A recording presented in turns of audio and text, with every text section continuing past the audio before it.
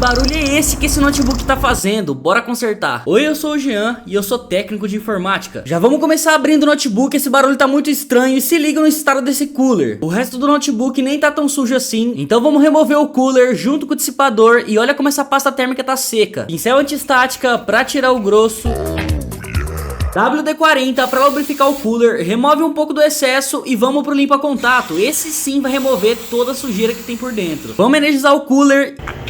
E esse é o barulho da poeira saindo. Que cheirinho bom de WD. Pasta térmica nova, vamos passar com o dedo mesmo. Olha como fica perfeito. Notebook completamente limpo e agora ligado sem nenhum barulho. Resolvemos o problema.